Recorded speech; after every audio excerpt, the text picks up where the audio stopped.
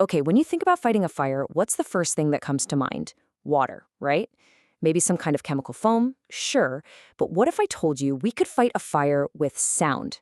Yeah, it sounds like something straight out of a sci-fi movie, but the physics are very real. Let's dive into this incredible technology that promises to put out flames without leaving a single drop of water behind. I mean, this quote just nails it, doesn't it?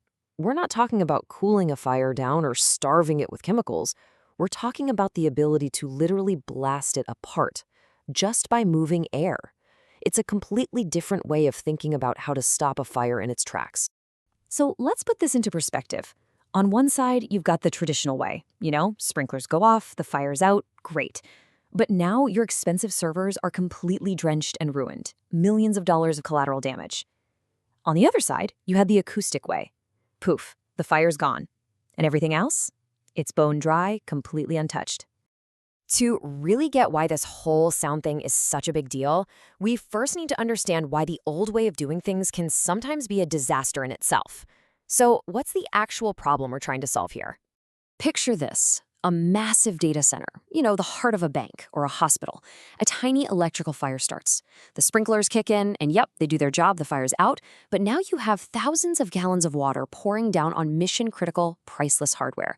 The business is down, data could be lost. Suddenly, the cure has created its own catastrophe. Okay, so if water can be the problem, how in the world is sound the answer?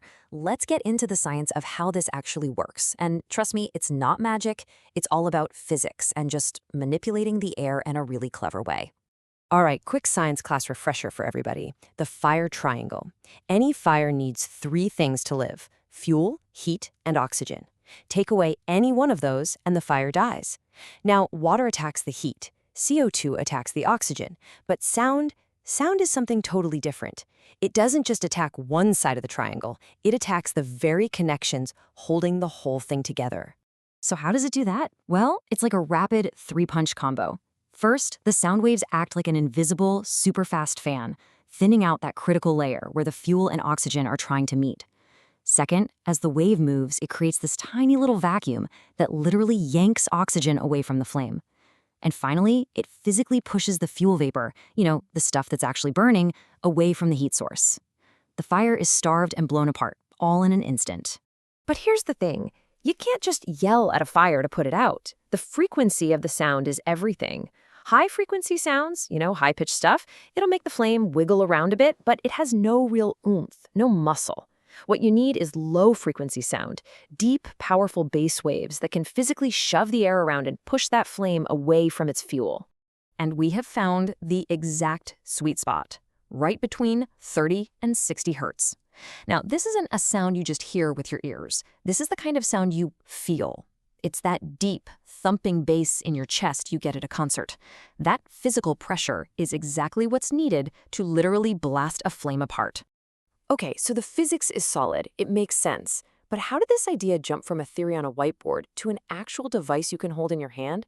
Well, that part of the story is just as cool. So it all started with DARPA, the government's super advanced research agency.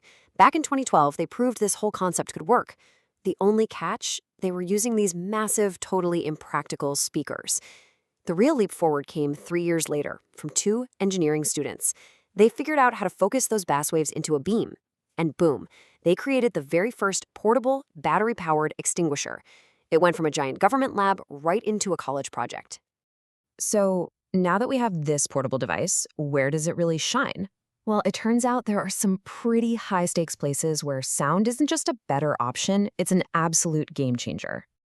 I mean, think about it. In a data center, you save the hardware and prevent a company-ending disaster.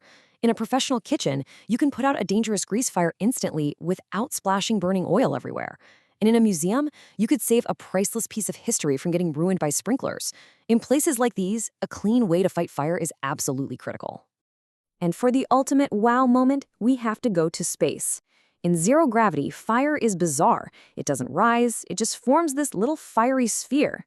You can't spray it with liquid, that would just float everywhere and cause a huge mess. But sound waves? They work perfectly inside a space station, making this one of the most promising ideas for protecting astronauts on long missions.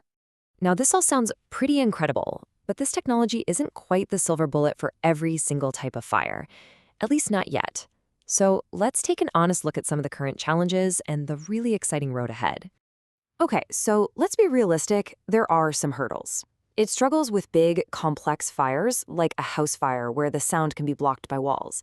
The decibel levels needed are also extremely high, so you absolutely need hearing protection. And probably the biggest challenge is that it doesn't cool the fuel down.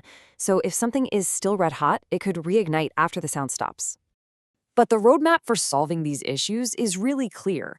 In the short term, we'll probably see this tech integrated into small enclosed spaces like server racks or airplane cockpits. A little further out, maybe we'll see handheld units for the home and workshop. And the long-term vision? People are talking about automated arrays that could protect forests or even entire habitats in space. The sky is definitely not the limit here. So I'll just leave you with this final thought. For centuries, we've tried to fight fire with brute force. We drown it, we smother it, we poison it. This technology asks a totally different question. What if, instead of fighting the roar, we could simply mute it?